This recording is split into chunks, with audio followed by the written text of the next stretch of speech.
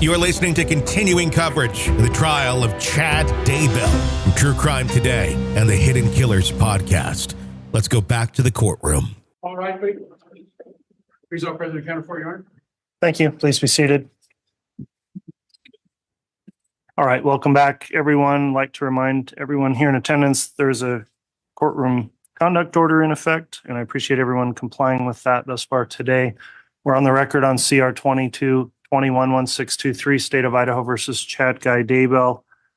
We just concluded the lunch recess, and Garth Daybell is on the stand in direct examination. If you'd like to continue with your direct, Mr. Pryor, you may at this time. Thank you, Your Honor. All set, Garth? Yep. Okay. Now, Garth, before we go forward, we had previously been talking about the raccoon in the cage. But before we go forward, how many times prior to today have we spoken together? I think no more than 3. Okay. Including today. Okay. If you include today, we did speak yesterday for a brief time. Is that correct? Yes. Did I tell you anything to say, or did I encourage you to testify a certain way? No. Did I give you any advice of any kind? The only advice given was to just tell the truth. Okay. And you're prepared to do that today? Yes. Okay. I want to talk about the September 9th of 2019. Do you recall that? I think that if I recall correctly, that's the day that I drove home. Okay. And about what time did you get home that day? So I got home from work about a little after 4, because that's when my contract hours ended. And so it'd take about 20 minutes to drive home, and I pulled into the back driveway. Okay. And hold on a second. I guess I didn't cover this very well. You are currently employed as what? I'm a 8th grade science teacher. And where do you teach? Madison Junior High in Rexburg. Okay. And at the time in 2019, were you working as an 8th grade science teacher? I was. Okay. And did you have another job as well? That October, I worked as a scare person at a local haunted house. Okay. Okay. So on the date of September 9th of 2019, you had testified that you were just getting home. Is that correct? Yes. Did you have an occasion in that, and that was it late afternoon or evening? Do you recall? It was late afternoon. The sun was still up. Okay. Did you have an occasion to talk to your father? I did. As I pulled in, he came up to me. He was in work clothes and... All right. Now, hold on. When you say clothes, what does that mean? Yard work. Okay. And he sounded very excited. He said, "Hey, Garth, I killed another raccoon." Okay. Was that the raccoon that you folks were having difficulty with that was breaking out of the cage? I believe it was. Okay. And did he express that to you, that he finally got that raccoon? He did. Okay. And then at that point, did he show you where he buried that raccoon? He showed me that it was buried behind the silver shed. Okay. Okay. Did he ever say to you that he buried a raccoon in the pet cemetery? Objection, Your Honor, calls for hearsay. Sustained. Okay. Now, are we confusing the raccoons? You know that you buried some in the silver shed. Is there possibly that some were buried in the pet cemetery? I think they were all buried behind the silver shed. Okay. Now, we talked a little bit with your sister about your mother's health issues. What concerns did you have about your mother's health? I was concerned that she was getting tired extremely easily, that she would work extremely hard all day and then just come home and collapse. Okay. And did you ever encourage her to seek medical help? I did. She had hurt her arm, and I wanted her to go get it looked at. She was trying to rub this bruising ointment on it. Okay. She refused to go. Okay. At some point, she did go to the doctor for the injury. However, do you recall that? I don't recall the exact time that happened. Okay. Were there other issues that you had concerns about your mother's health? We worked in the yard together a lot, and I was her muscle. She would direct me where to dig and move stuff and cinder blocks and garden things, and she had a hard time doing those heavier things. And why do you say she had a hard time with it? She would get really winded really easily. Okay. And And is that something that happened in the last year of her life, or was that the entire time that you knew her? I would say it became increasingly more towards the end of her life. Okay. Were there any other concerns about any sort of other medical issues of her being able to keep her balance or anything like that that caused you concern? She would have fainting spells. And how often would that happen? It was usually after she'd been kneeling for a while. Okay. Was there ever a discussion in your family about her having some difficulty in the temple with kneeling? Yes. What was that concerned? Objection, Your Honor. This calls for hearsay. Sustained. Okay. I want to go back to the incident with the paintball gun and your mother. Do you recall that day? I do. It was approximately the 9th of October. Is that right?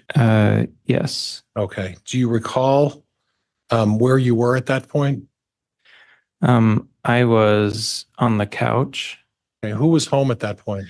It was me watching TV and my dad was working on the computer. Okay. And then at some point, did your mother come home? She did. And how did she approach you when she got home? She came in really panic stricken, saying someone had attacked her. Okay. And did she say with what? She said with a paintball gun. Okay. Did you have a discussion with her prior to taking any action? So when she said that, I was filled with rage and I wanted to go find whoever had done this. And but before I chased after someone with a gun, I said, "Are you sure it was a paintball gun?" Okay. And she said, "Yes, it had the thing on top." The thing on top. What do you mean the thing on top? I think she was referring to the hopper on top where you put the paintballs. Did she specifically identify a hopper on top of that gun? She did by showing me a picture on the computer and pointing to the hopper on the picture. Did she Google a picture? She did. And she showed you the picture on the computer? Yes. Now, I want to go with one other topic. At some point, your father and your mother and you were there. Is that correct? Yes. And were all of you looking at this image on the computer? Yes. Okay. And then an officer by the name of Coulter Cannon showed up at that point. Do you recall that? I do. And at some point, did you or your father and mother show Officer Cannon the picture of the paintball gun on the computer? We did. And who was present when that took place? I believe it was my mother, my father, and me and the officer. Okay. And is there any doubt that you showed the officer the image on the computer? There's no doubt in my mind. Okay. I'd like to move on. And again, if at any point you need to take a break, you let me know. Or if you need some water or if for some reason you let me know. I'll take a quick sip. Okay. I want to talk to you a little bit about the evening of October 18th. Okay. And that was the evening before your mother passed. Yes. Okay. You were working that day and you mentioned something about in October you were working at a scare what? So there's a local haunted house in Teton, Idaho, which is about 20-ish, maybe half an hour away from where I lived. And a seasonal attraction that I would go work. I'm dressed up in a costume to scare people. Okay. And at that point, did you have an occasion before going in to do that to come home? Come home from your first job? Yes. And walk me through that as to what after you got home from work from the first job, what did you do next? So I came home and Mom usually came home before me, if I remember correctly. Okay. And she told me, "I just don't feel good today. I don't want to cook tonight. Can you go get some McDonald's for us?" Now that's a long way to a McDonald's, is it not? Well, I mean, we're used to driving into town for various things. So then what town did you drive to for the McDonald's? Rexburg. Okay. And forgive me, I don't recall it. There is a McDonald's in Rexburg? There's two. Oh, okay. Then did you get some food for you folks? I did. Who did you get food for? So I bought food for me and my father and my mother. Okay, do you recall what you got for your mother? Her favorite meal was the quarter pounder with cheese. A healthy meal. Depends. And anything else? I don't remember if she wanted anything else with it and fries. Okay. Yeah, I feel like I got her a combo. And then you went to work at the Haunted Mill. Is that what that's called? Yep. So about 7-ish, I left and she was sitting on the couch and said, "Have a fun time. We'll see you tomorrow. I'll let you sleep in." Okay. And then at some point you got home at about what time? So I got home about 1 a.m. shortly after that. Okay. And then at that point, again, you previously testified the distance between your bedroom and your mother and father's bedroom. Is that right? Yes. And the distance there was about how far? About 20 feet. Okay. And then at some point, did you hear anything coming from your mother and father's bedroom? As I passed their bedroom, I heard my father snoring. And is it clear that it was your father snoring? Yes. Okay. You had no other indication of that your mother was snoring or making any noise? I didn't hear anything of that sort. You didn't see any images in the bedroom of any kind of a struggle or a fight or any kind of an altercation, did you? No, as far as I knew, it was a normal night. Okay. And then at some point, what did you do after you went into your bedroom? I got on my computer and I watched YouTube for a few hours. And when you say a few hours, what does that mean? Till about 3 a.m. So Okay. 2 hours ish. Okay. And then at early in the morning, at some point, you were awoken. Is that right? Yes. And how were you awoken? I heard my dad saying, Garth, get up. I need help. Okay. And I got out of bed and ran over to help. And then when you walked into your parents' bedroom, what exactly did you observe? I observed my mother had rolled partially out of bed with her legs entangled in the sheets. And my instinct was, oh, she needs help. So I immediately grabbed her by the shoulders and lifted her up back into the bed. Okay. And at that point, you felt her arms were cold? Yeah, I felt she was cold and stiff Okay. she was gray, and I realized she's not been breathing. Okay.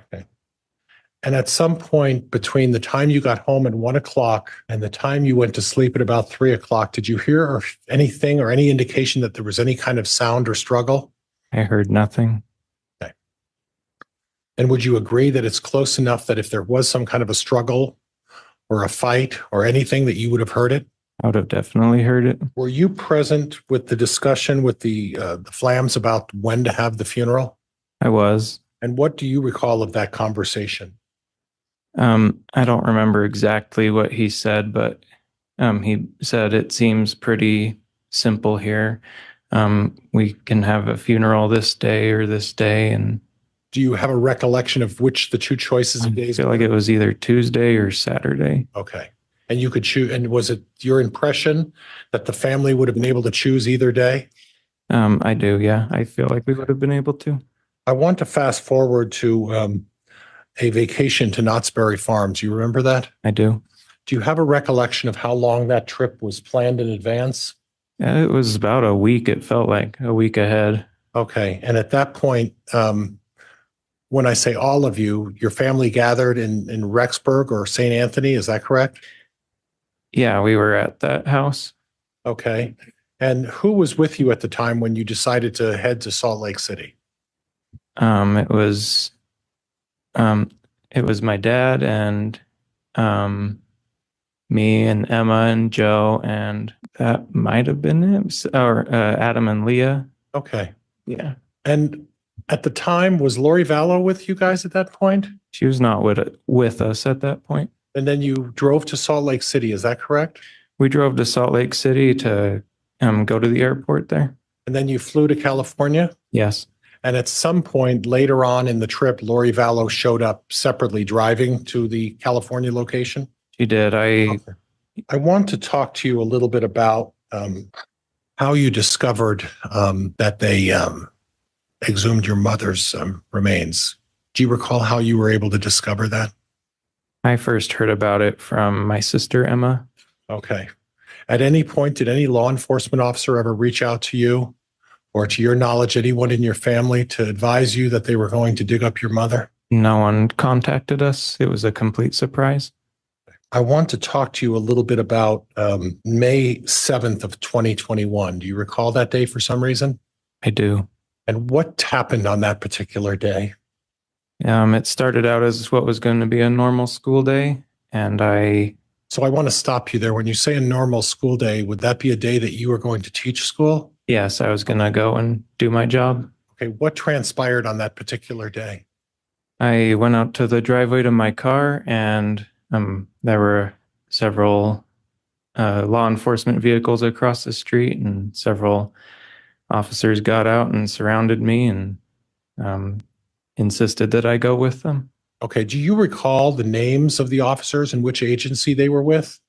I remember that Detective Ball was there, and Detective Ron Ball. Ron Ball, Okay, Detective Hermosillo, that's Ray Hermosillo.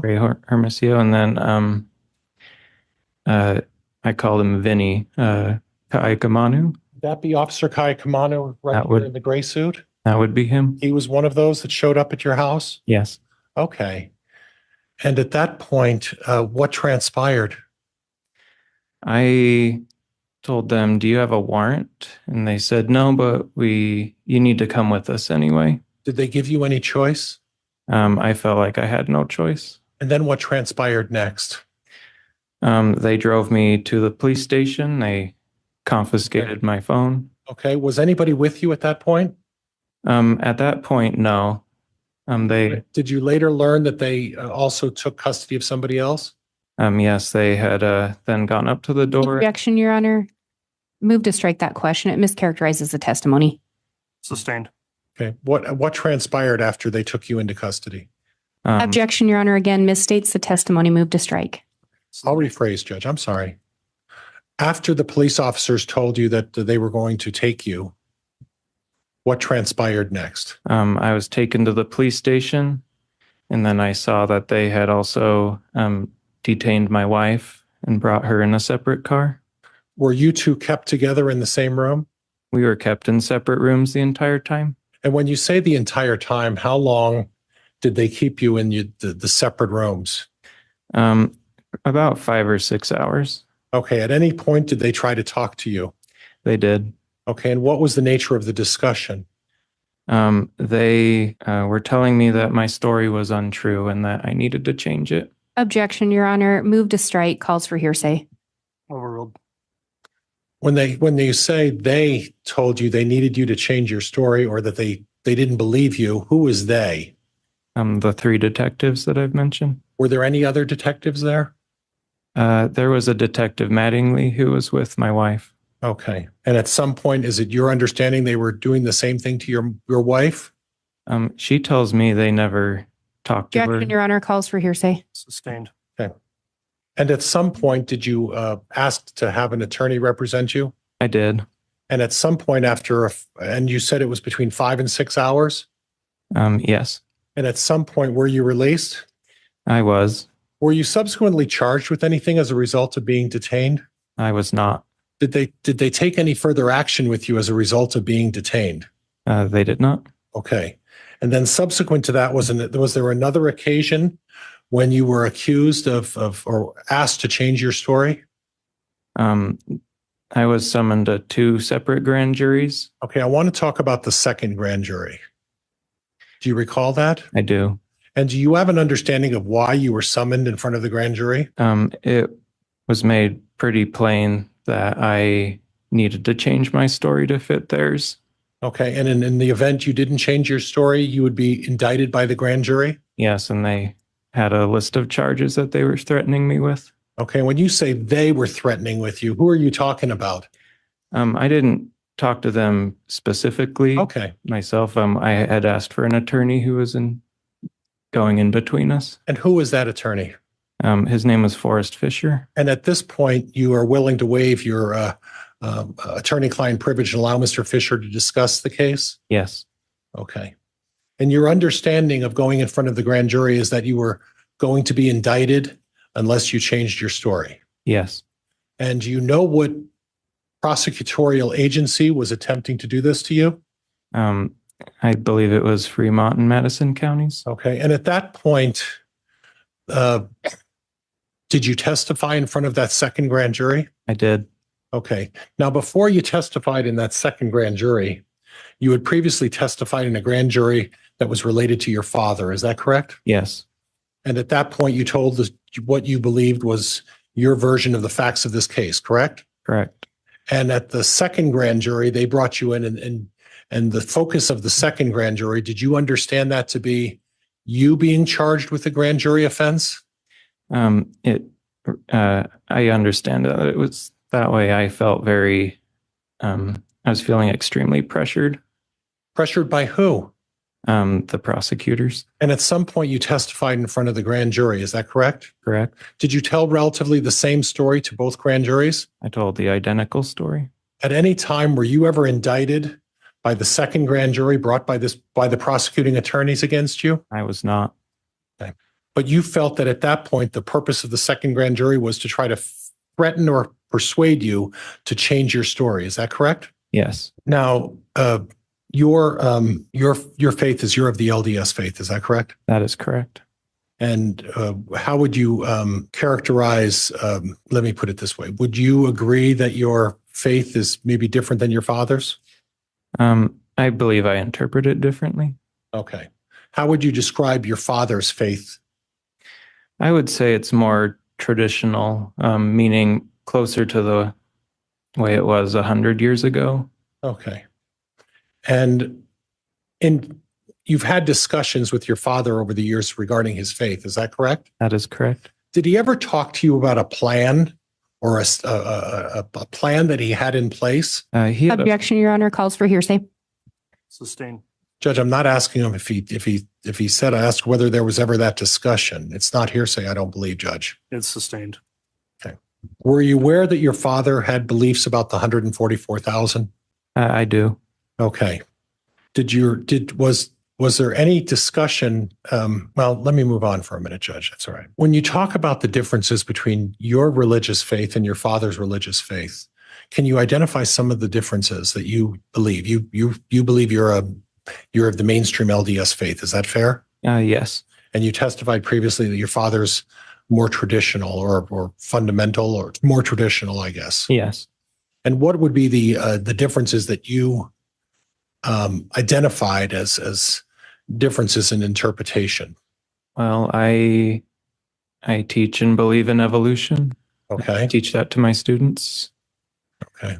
I teach that the Earth is 4.5 billion years old, as opposed to 6,000. Okay. And do you share your father's views on light and dark? Partially. Okay. And explain that to me a little bit. Light and dark to me mean like good and evil, good and bad, opposing forces. Okay. Okay. And did your mother and father share similar views of fundamental LDS faith? They did. Okay. And your mother shared your father's beliefs to your knowledge of this light and dark? Yes. What about the idea of putting numeric numbers on people who are identified as either light or dark? They did that every now and again. Okay. And they did that in your presence? Yes. Okay. Now, your understanding, and I'm going to hack this this person, but I think I previously yesterday talked to you about the book Saints and about a Newell Knight. Newell Knight, and we talked about that yesterday, right? Yes. And in that situation, there was a casting of a sword, correct? Yes. And who was doing the casting? That was Joseph Smith. And who was he casting?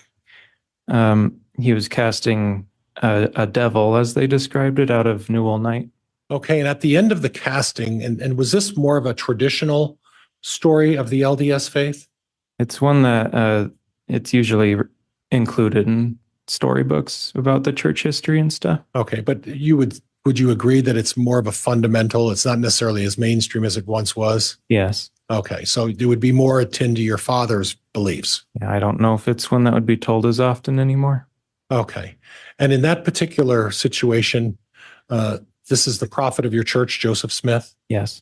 And at that point, he expelled the devil or the demon from Newell Knight?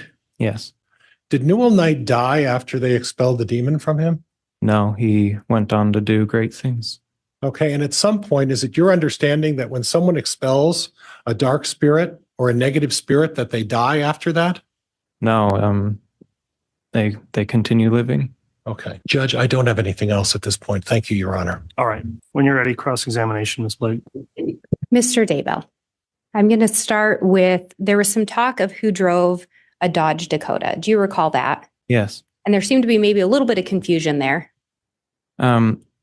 I believe that since the events were 7 years ago, I had trouble recalling which was which. And your recollection is that your dad is actually the one that drove it in the later years? Yes, Do you know Joseph Murray? I do. How do you know him? He is my brother-in-law. Why would Joe Murray in 2019, October of 2019 to be exact, would it surprise you to learn that he referred to the truck as your mom's? I hadn't heard of that.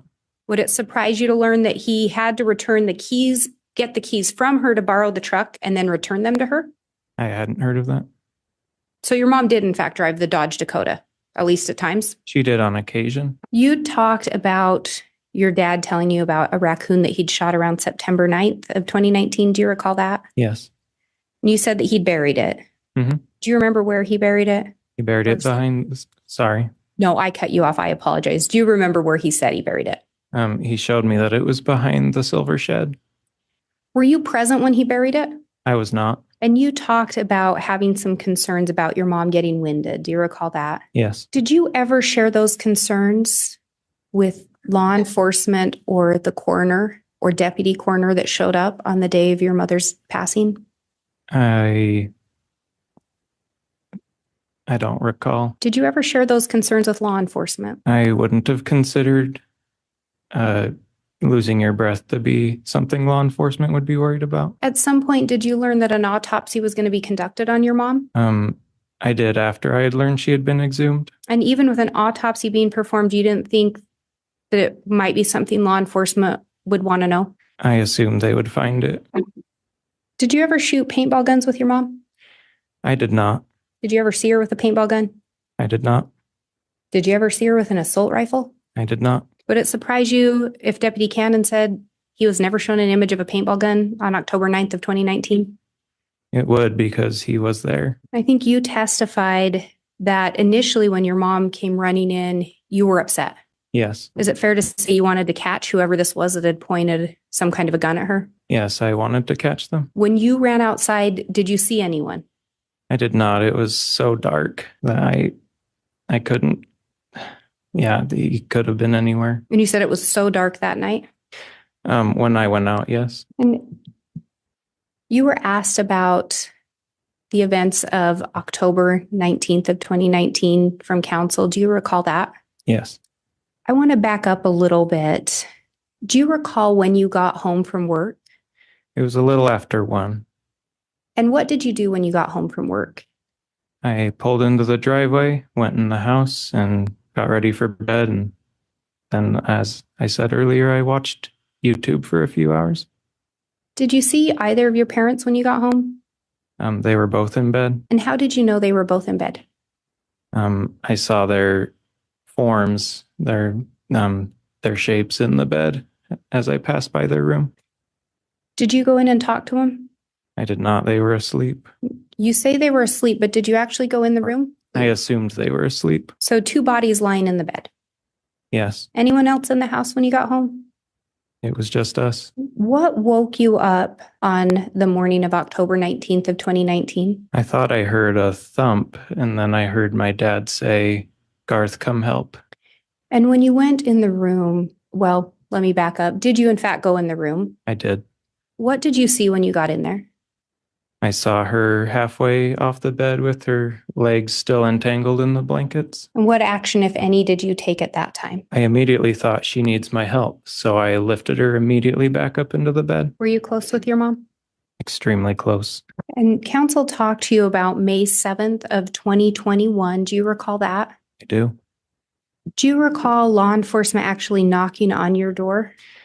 I do not. They waited till I was at my car. And do you recall when you got to the police station that they left the door open to the interview room? They did. And do you recall that they immediately told you they'd call your attorney? I believe I had to ask for one And did your attorney in fact show up? a few hours later. And was your attorney present for questioning? He was. Did law enforcement actually get you breakfast? They did buy me some McDonald's.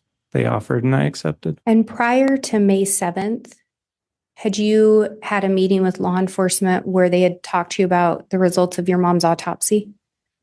Yes, Detective Ika Manu and a FBI agent came to my classroom after school. And when they talked to you, were you willing to hear them out on the results? They did tell me the results. And do you recall on May 7th going over that autopsy again? I did not. Do you recall one of the detectives telling you that your mother's death? Sustained. Do you recall talking to an individual named Micaiah Baglin and telling him you found your mom dead in her bed and your dad gone? I don't recall talking to him about that. Do you recall talking to Cara Briggs, who's now Cara Daybell, and Emma Moss about finding your mom on the couch? I told Kara, she's now my wife. And there was talk of some testimony at some grand juries. Do you recall that? Sorry, let me back up. Let me rephrase that. Do you recall counsel asking you about having testified at a couple proceedings? Sorry, I don't quite know the rules, but when you were talking to me about Kara and Emma, can you repeat that question? I don't know if Yes. Do you recall telling Cara and or Emma about finding your mom on the couch? I did not tell them that she was on the couch. Do you recall having talked to one or both of them? I do. I had told them that the night before I had seen her on the couch as she said goodbye to me. And if they were to say something different, would that surprise you? I mean, I've heard that before. And then do you recall counsel talking to you about you having testified at a couple grand jury proceedings? Yes. And are you aware that the second grand jury was held based on the request of the first grand jury? Judge, I'm going to object. That calls for speculation. I'm asking her if he's Argumentative, aware. Judge. Well, the question There's no is, foundation. yes, just the question is whether he's aware. You can answer. Are you aware that the second grand jury was conducted based on the request of the first grand jury? I was not aware of that. And counsel asked you about Joseph Smith in a casting. Do you recall that? Yes. And what did you indicate happened to the person that they were casting on?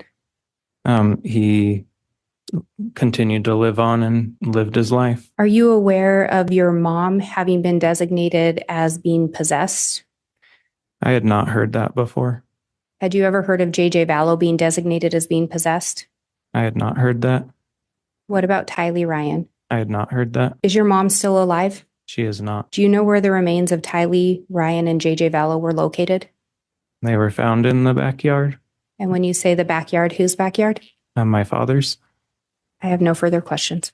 All right. Redirect, Mr. Pryor. Garth, regardless of what the first grand jury may or may not have believed, did you understand that the second grand jury was convened to determine whether or not you were being untruthful in any way and whether you should face perjury charges? And that's the way I understood it. Okay. And again, who brought that grand jury against you? Objection, Your Honor, asked and answered. Sustained. And your recollection and your belief is that you were not indicted by the grand jury, correct? That is correct. And did you feel like that someone was trying to intimidate or threaten you to change your testimony? I do, yes. And who would that be? Madison and Fremont County. Okay. Judge, that's all I have at this point. And Judge, we need to sidebar just very briefly. Very well. Your Honor, before we do that, I would request a brief recross On what topic? on the topic of the furtherance of the grand jury and what he believed. Just on that very narrow topic, Ms. Blake, I'll allow that and we'll have the sidebar after that. Thank you. But Ms. Blake, not to expand the scope of where it's already gone on, direct or cross, please. Mr. Daybell, did you in fact change your testimony between the first and second grand jury? I did not. No further questions. All right. Thank you, counsel.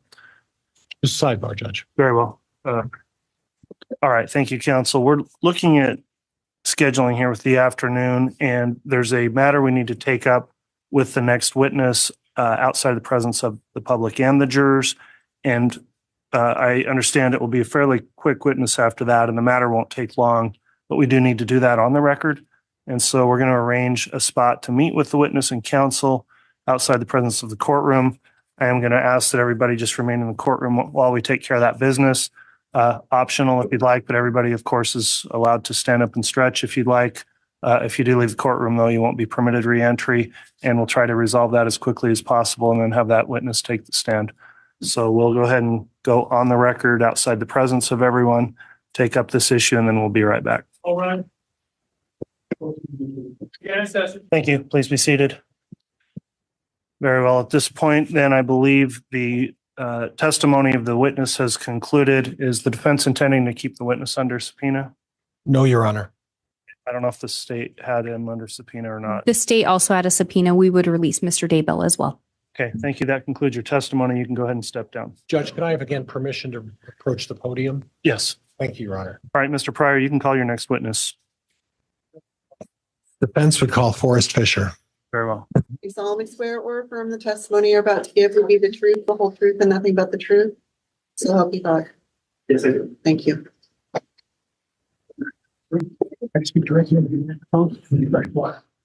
Thank you. May I, Judge? You may. You can. Would you inquire. Would you state your name, spell your last name for the record? Thank you. Yes. William Forrest Fisher. Fisher is Fischer. Mr. Fisher, how are you employed? I am an attorney with Moulton Law Office in Driggs, Idaho. Okay, and you're licensed to practice law in the state of Idaho? I am. Did you have an occasion in December of 2021 in regards to a client by the name of Garth Daybell? I did. What was the nature of that representation? As part of my employment, my office contracts out with Fremont County to do contract public defense work. And so under that contract, I was asked to come down to St. Anthony to the Fremont County Courthouse to represent Mr. Daybell, who at that time was under a grand jury testimony situation. Was it a grand jury indictment against Mr. Daybell or proceeding? It was a proceeding. Okay, and the distinction is that a grand jury is summoned and they hear testimony. Is that right? I believe so. This was actually my first encounter with a grand jury. Oh, okay. Lucky you. Yes. And at that point, were you aware of what charges were being attempted to be brought against Mr. Daybell? I was not, nor that I. Focus of the grand jury? Mr. Garth Daybell, yeah, that is correct. That's Okay. correct. And you don't have any recollection of what the underlying facts were about why he was brought in front of the grand jury? Not specifically. It was a long time ago. I can't really recall. I do recall at that time he had actually previously testified in front of the grand jury. And when I was brought in, the grand jury had some follow-up questions, and that's what I was called in to assist him with during that time. So you don't remember if this was a second grand jury that was convened? I believe it was the second time they called him in. I'm not sure if that was a completely separate grand jury. I believe it was the same grand jury, but I can't really recall. You're not sure about that? That's correct. Okay. Is it possible that it was a second grand jury convening against Mr. Daybell for perjury? Objection, Your Honor. Asked and answered calls for speculation. Sustained. Do you have any recollection of the advice that you gave Mr. Daybell at that point? Some. At that time, I had come in and Mr. Garth Daybell had some questions. He was concerned, given the fact that they had asked him some questions and he had previously testified. And so I consulted him as a defense attorney to answer only the question that was being asked, and that if he wasn't quite sure, that he could take the time to confer with me. I was not in the grand jury. I wasn't observing it. I was sitting outside of the courtroom.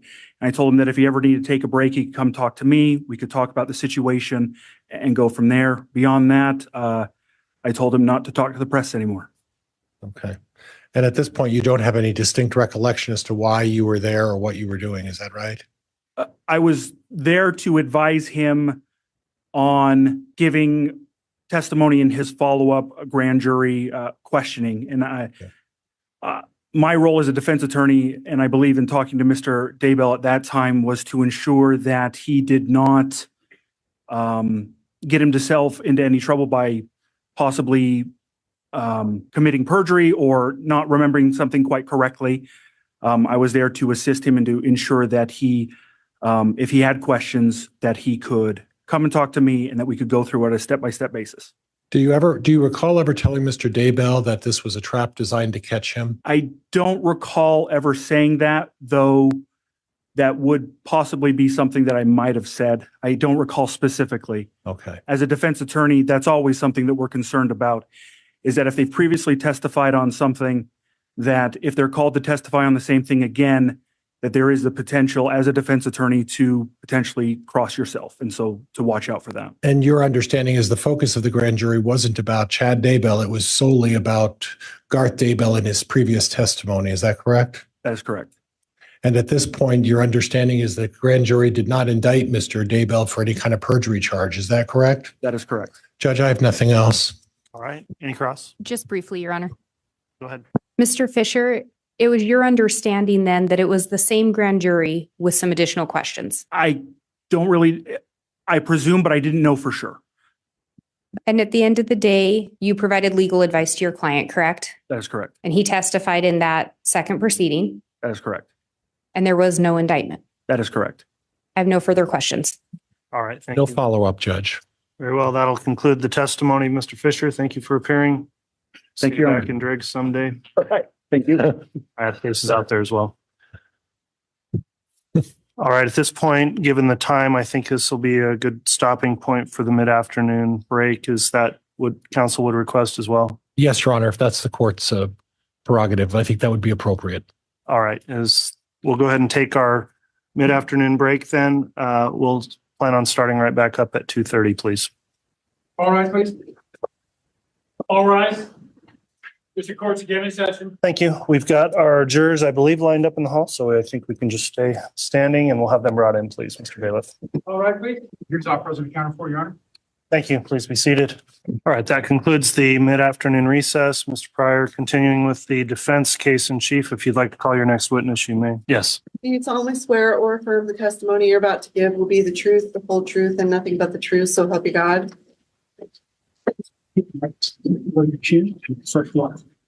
Right there. May I, Judge? Give me just a second. I'm checking one thing quickly. All right.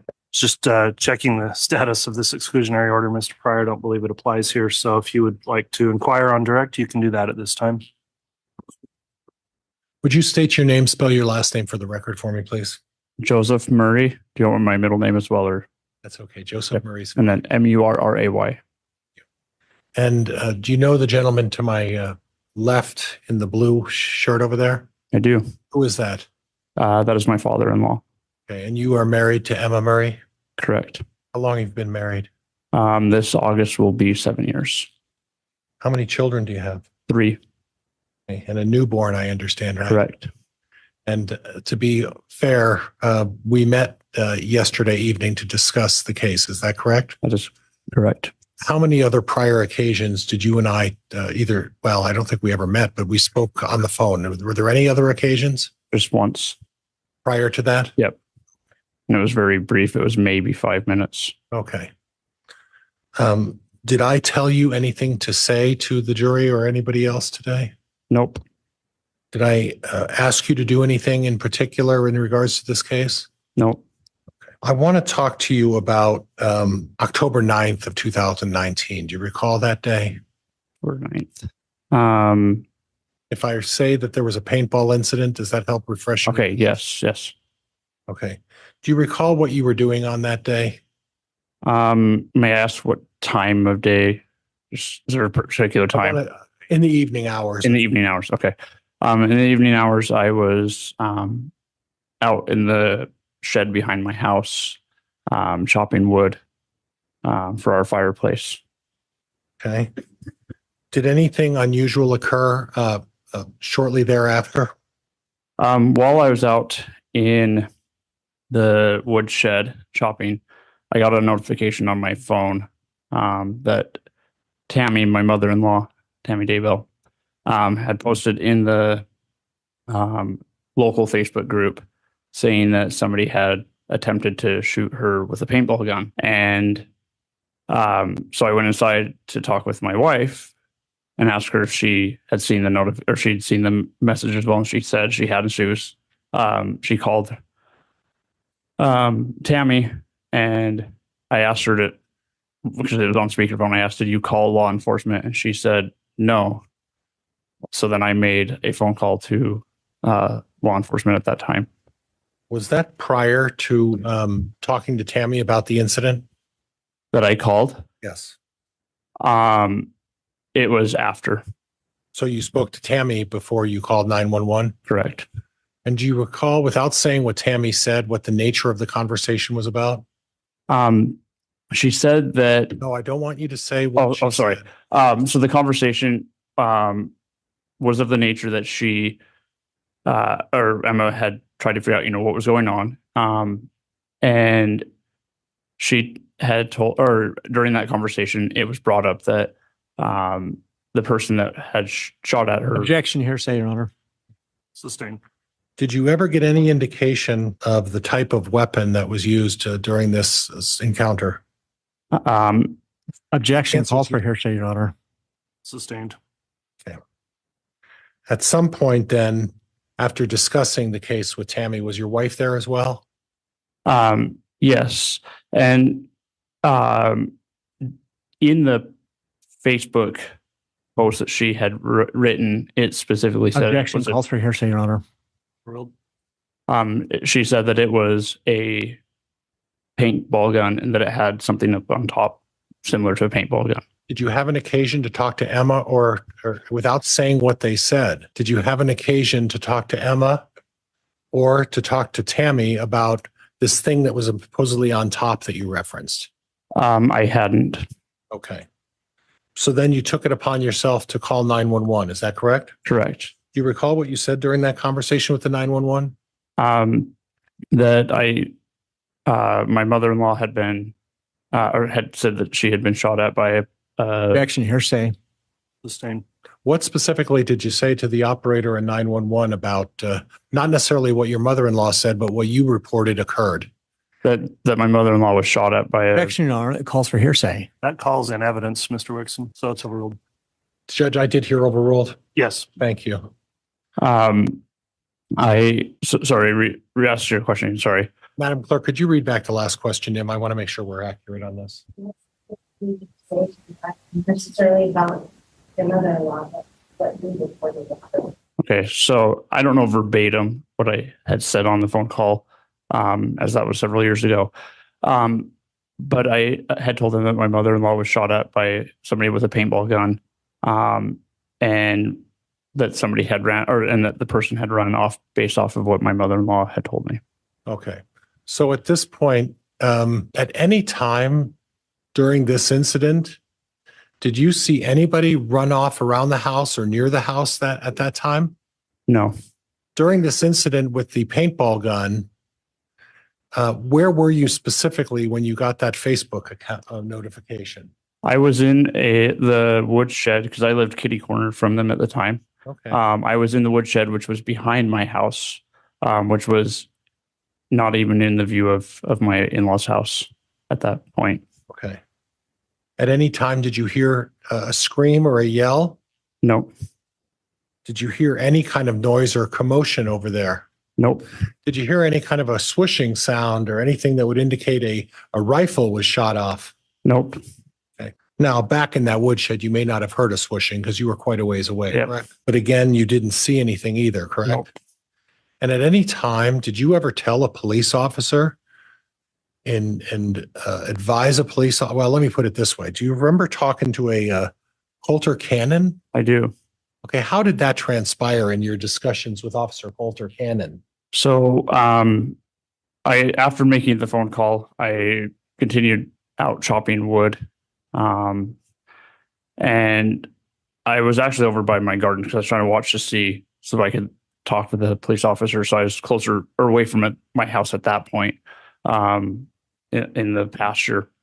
And I had seen him approaching. And so I ran up to him. He was still in his vehicle at the time, just across the street on the west side of the home. And I told him what I had, or that I had called, and that, based off of what I understood, that the person had run off. Okay. and I don't know what the person looked like. And how long of a conversation would this have taken place with Officer Coulter Cannon? Less than a few minutes. It wasn't very long because I wanted him to be able to have the time to go look for the suspect. Are you relatively clear on what you said to Coulter Cannon that day? I believe so, yeah. Okay. At any time, did you advise Officer Coulter Cannon that you observed someone running off from the house and running behind the house? I did not. How certain are you that you never made that statement to Officer Coulter Cannon? Without a doubt. Did you talk to Officer Coulter Cannon about this being a paintball gun? Yes. At any time with Officer Coulter Cannon, did you mention the words high-powered rifle or scope or any of those descriptions? No, I did not. At a time, did you describe that Tammy Daybell saw a thing on top of the gun or the paintball gun? Not at that time. I did not. Okay. Subsequent to this, did you have an occasion to talk to any other members of the family about this incident? Directly after? Yeah. Just my wife. Okay. Okay. Did the two of you discuss whether or not this was a paintball gun or not? We didn't. Did that discussion ever even get breached at any kind during the discussion with your wife? No. Was it very clear to you that this was a paintball gun that was used on that day? Based off of what my mother-in-law had explained to me, yes. Objection hearsay, Your Honor. Overruled. Okay. Thank you, Judge. I think he answered it, Judge. You said overruled, did you not, Judge? I said overruled and he answered Yeah. yes. I think he answered it already, Judge, well, before he even said it, I Correct. believe. All right, thank you, Your Honor. May I move on, Judge? Yes. Thank you. I want to talk about the Friday, October 18th, which would be the day before your mother-in-law passed away. Do you recall that day? I do. Okay. Before I get to that subject, I want to talk to you something about a 2004 Dodge Dakota. Okay. Do you have that vehicle? I do. When did you get that vehicle? It would have been in the spring of 2020. Spring of, late 2019, early 2020. I can't remember exactly. you don't know when. When you say late 2019, what would Like December. Okay. Yeah, it would have been December because I had just gotten, it was like closer to the end of December. Now, who did you get that from? For my father-in-law, Chad Daybell.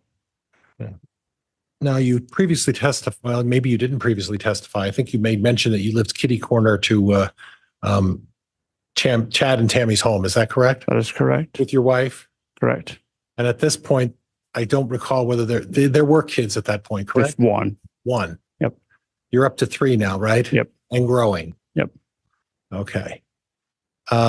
Did you have an occasion to observe Chad's regular patterns of travel, living kitty corner to him? Yes, because at that time I was working I was working at the hospital, and my shifts would start usually at noon. And so I would have to get ready and take our son to daycare.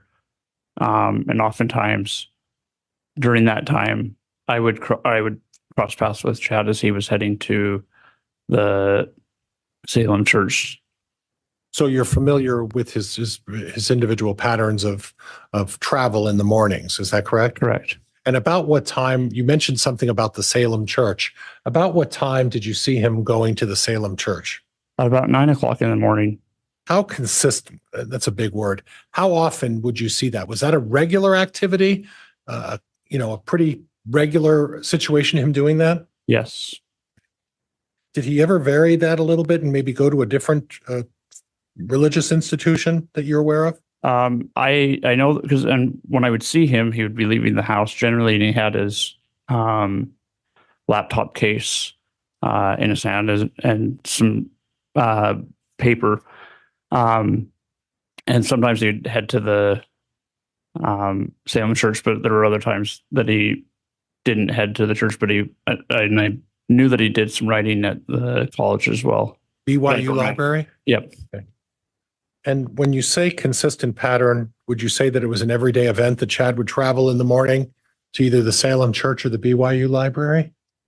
I would say the majority of each day of the week of Monday through Friday. Okay. And the vehicle if we were to go back to late 2018 until late 2019, when you were provided that vehicle, who was the primary driver of the 2004 black Dodge Dakota? During which time, sorry? 2018, late 2018, let's say November, December of 2018 to the time you acquired it in late 2019. Who was the one primarily responsible for driving the Dodge Dakota? Chad was. All right. What did Tammy drive? A black, well, I don't know when they got I think that was when they got the Equinox, because they used to have a blue Dodge Caravan. But then they bought I don't know what year it was, but it was a black Equinox. Okay. So at some point it was Tammy who would drive the newer car? Yep.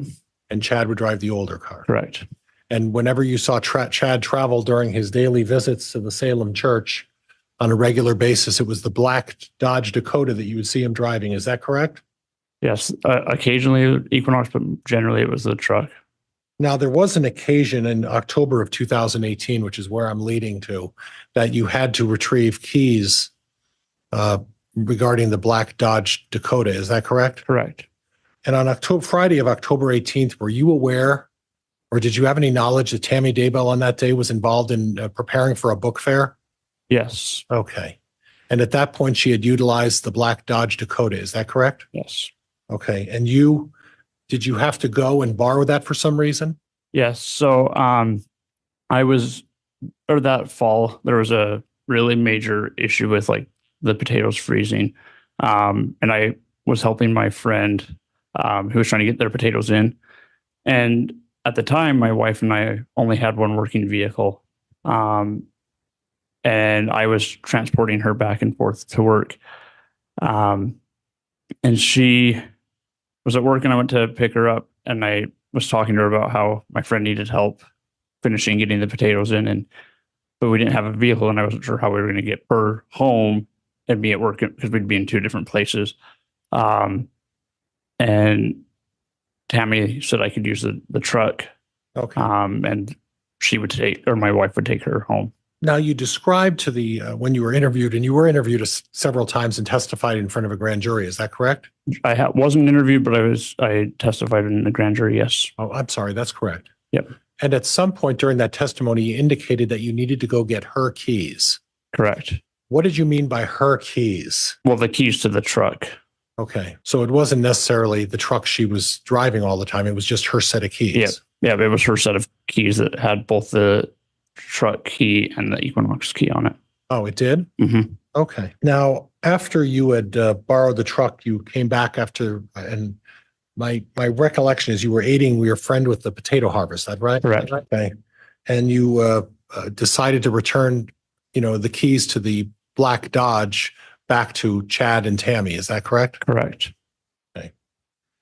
And at that point, did you visit the home? I did. Did you have an occasion to visit with Tammy at that point? I did. And approximately what time was that? I want to say it was around 5:00, 5:30. It was about the time I think I left. I can't recall exact, but it was in the early evening. Did you have an occasion to talk to Tammy? Yes, I don't want you to say what she said, though. No. I went into their house and I handed her the keys. And at that time, she was sitting on the couch. Okay. Was Chad there as well? He was. Okay. So when you handed her the keys, is there a reason why you gave them to her as opposed to Chad? Because they were her set of keys for both of their vehicles. Did Chad also have a set of keys to those vehicles? Yes. Okay. So when you use the term, and that's where I'm getting at. So when you use the term her keys, they were actually her set of keys for both vehicles, correct? Correct. Chad also had a set of keys, which would be referred to as his keys, right? Yep. Similar to my wife and mine. Okay. Like most married couples. Everything's fair, right? Yep. Okay. And at that point, when you went in to see Tammy, did you observe anything unusual? Earlier in the day, she was exhausted, but All right, she seemed more I exhausted. want you to stop there. Okay. When you said earlier in the day, There is a lot of talking over the top of each other, and I know this is difficult for the court reporter. So both Mr. Pryor and the witness, Mr. Murray, please just talk one at a time. Thank you. and Joe, what I was getting at, as you had mentioned earlier in the day, you had mentioned something about her physical condition. About what time was that? That was around 2, almost 3 o'clock when I went to go get the truck And where did you go get the truck? from the school. And that was the same day that she was working on the book fair. Is that correct? Correct. Did you happen to observe her lifting any boxes or anything unusual at that point? I did. What did you observe? She was carrying around several scholastic school book boxes that are probably about this big, that were pretty heavy. And you had mentioned that she looked, I don't want to put words in your mouth. How did you describe her appearance at that point? She seemed exhausted and exasperated. And exasperated for what reason? She just didn't seem like she was feeling well. Okay. She seemed really worn out. Objection, speculation, Your Honor. Overruled. Okay. She seemed very worn out. Correct. She had been working lifting boxes all day. Correct. Okay. At some point later in the evening, did you have a chance to visit with her? Yes, when I brought the keys back. Okay. And what did you observe at that point? She was sitting on the couch, and she seemed very exhausted, like I said from earlier, but then was coughing pretty hard. Okay. Was there any indication that she appeared that she was sick or that she was having any other symptoms? No. Okay. And at that point, was Chad there as well? Yes. And where was he sitting? He was sitting, so you come in the front door, and then over here's they had the couches kind of set like this, and then right behind the couch were their computer desks, and he was sitting at the computer desk. And I almost did it again. When you're describing Tammy on the couch, what was her positioning on the couch? Was she spread out or was she sitting up? She was sitting up. Okay. But was it very clear to you that obviously she was in some form of distress? It appeared that she was sick and that she wasn't feeling well. Okay. On the next day, she passed in the night. Did you have an occasion to go over to the house? I did. I was actually getting ready to go to work that next morning because I worked on Saturdays, the morning shift. And I was getting ready to go to work, and I saw a deputy vehicle out front.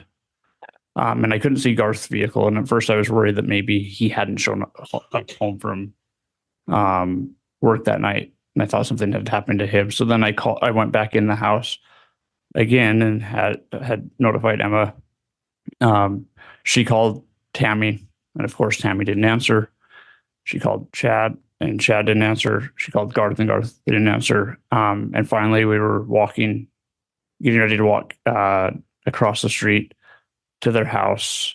And then a deputy and Garth met us and told us what had happened. Okay. And at some point, how would you describe Garth's reaction? Very shaken up. Okay. Did you have an occasion to observe Chad at that point? I did. And how would you describe Chad's reaction at that point? I had never seen him the way I'd seen him that morning, sorry.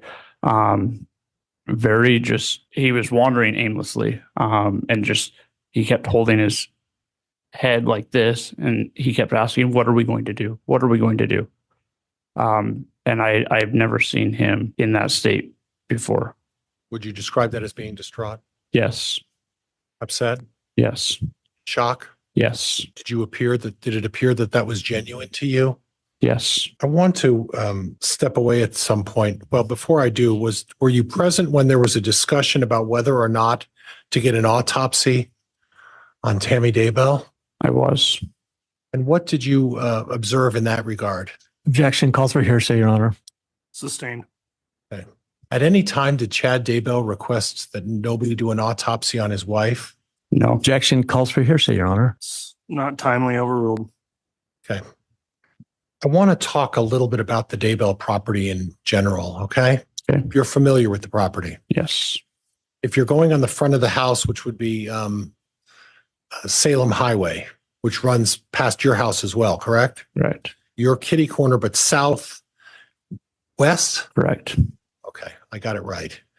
But how far of a distance are you from Chad's house? Oh, I couldn't give a definitive answer, but their house is closer to the front lot as ours. Okay. And then across the street, directly across the street on Salem Highway was another home. And do you know who was living there at that time? Yes. Who was that? Matt and Regan Price. Okay. And did you have an occasion to socialize or get to know them a little bit? Yes. Did you have an occasion to talk about animal problems, raccoon problems during that particular summer? Yes. And how often did that take place? It was, I don't know exactly how often, but I know that there was a lot of problems with there being issues with raccoons, is what we believed it to be, that were getting into the animal feed bins. And so Matt Price had offered to let us use a trap to catch them. Okay. And on occasion, there were actually raccoons that were trapped and caught. Is that correct? Correct. Okay. I want to talk a little bit about the rest of the house and the physical, some of the physical attributes of the house. There's a particular red shed on the property. Is that right? Correct. And you had an occasion to borrow tools. Is that correct? Correct. Okay. You actually, how I learned this is you borrow tools from Matt Price as well, correct? Correct. And you sort of had a neighborhood understanding. Objection. Counsel's testifying, Your Honor. Sustained. Did you have some sort of an understanding in the neighborhood about the use of each other's tools? Yes. Anytime I didn't have a tool that I needed for yard work, I'd either ask Matt Price or my mother and father-in-law. Okay. And in regards to the red shed, was that something you required a key to get into? No. How would you describe access to the red shed? So it was on the west end of it. There's a garage door. Simply you turn the handle and pull up the door. Okay. Was that ever locked? No. Was it ever at times when it was left open for longer extended periods of time? Yes. Was that unusual for the door to be down, or was it more usual for the door to be opened? It was more so down, but it was never locked. Okay. So someone could get access. Yep. And on the east side of it, there's another door that also was easy to access. Right. And that was never locked? No. Okay. Now, in relation to the house, how close is that red shed? Ooh, maybe, I don't know. That would be really hard for me to describe it. Would it be the distance from the back of that wall to where I'm standing right here? Maybe a little bit further, but not much more. If someone had walked to the back of the red shed, could they be seen from the front of the house? If they walked where? If someone was standing in front of the front yard of the house, or excuse me, let's strike that. Let's start all over again. If someone was back in the red shed and someone else was standing in front of the house, would there be a visual way to see that they were in the red shed? On the very back end of it? From Salem Road, yeah. No. So it wasn't visibly able to see if someone was back there? No. And in addition, are there two driveways on the Daybell property? There are. Okay, there's a short driveway. And where would you describe that one being? It is on the northwest side of the lot. So would that be in front of the house? Correct. Would that be more aptly described as the short driveway? Correct. And then on behind the house, there's a longer driveway. Is that right? Correct. And that's a much longer driveway. Yes. Do you know whether or not from that long driveway behind the house, there could be access out to the field? There are 2 points of access from that point. Okay. And what are the 2 points of access from the long driveway? Directly from the long driveway heading north, there's 2 cattle gates that open like this. And then to the east, there's another set of cattle gates. So it would not be impossible for a vehicle off of the long driveway to drive back into the pasture. Is that correct? That is correct. Okay. Are you aware of where the bodies of J.J. Vallow and Tylee Ryan were found? Yes. Where were they found? One was in the JJ was found in the back part of the property closer to the pond. And then Tylee was found to the south of that. Okay. And would access be available through that gate off of the long driveway to those locations? Yes. And if someone were to use that back gate and drive down the long driveway, are they necessarily visible from the main road, Salem Highway? While driving to there? No, if someone were parked on front of the house on Salem Highway, would they be visible to that back gate observing anybody? No. It's a spot where you wouldn't be visible. Is that correct? Correct. Okay. And in regards to the property, I have a note here that talks about officers driving by your house and Mr. Daybell's house quite regularly. Do you recall that? Yes. Leading up to and even after Chad was arrested, I would frequently see Detective Hermosillo in his detective vehicle driving up and down our property. I mean, not our property, but up and down the 200 North Road. And when you say frequently, what would you describe as frequently? Several times a week. Now, I want to talk to you about a sponsored 5K race, and that was in September of 2019. Do you recall that? Yes, I do. Okay, what do you recall about that? What was the purpose in the sponsorship? So I had put on a race for an organization called Operation Underground Railroad. And I was the lead organizer of it. And it was to help children who were being trafficked to be able to be rescued. Okay. And at that point, you put on this 5K event. Is that correct? Correct. And were you responsible for reviewing and maintaining the list of people who signed up to run the race? I was. Okay. And your mother-in-law at the time, Tammy Daybell, was involved to some extent. Is that correct? Correct. Her and Chad's book publishing company actually sponsored the race, and Tammy was a volunteer in the race. Okay. When you say a volunteer in the race, does that mean that Tammy ran the race? No. Did you ever see Tammy cross the finish line in a workout clothes to suggest she ran the race? Absolutely not. Do you recall what Tammy was wearing on that day when she was involved in helping with the race? Jeans and a t-shirt that said volunteer. Okay. And you had a list also of who all the volunteers were, correct? Yes. And you were overseeing and supervising that race. Is that correct? That is correct. Okay. Now, there is some discussion about in early 2020 about you attending Sunday school, LDS Sunday school. Do you recall that? Yes. Was that your habit to go to Sunday school every Sunday as part of your LDS faith? Yes. Okay. And there was some issue about a lesson Matt Daybell was giving at that particular time? Yes. There was a lesson that he had given about how his brother... The relevance, Your Honor. Sustained. Okay. And at some point, did you gain, at least from your perspective, did you get a sense that people were judging the facts of what was going on with Chad? Yes. And what did you base that on? The setting in the Sunday school, it was pretty clear. A lot of dirty looks. And then on Facebook, the deputy prosecuting attorney for Fremont County at the time had made a pretty nasty post about it. Okay. And you read that post? I did. So in other words, aside from also the church making comments, it was your impression that at least one government official was also making comments? Correct. Okay. I want to change gears a little bit, okay? If that's okay with you. I want to talk to you about your mom and dad. Okay. And that's Charlene and Joe. Is that right? Ed. Or Edward. You're Joe. Charlene and Ed, excuse me. Were you familiar with some sort of competition between Tammy and your mom and dad? Yes, there was a Fitbit competition that they were engaged in.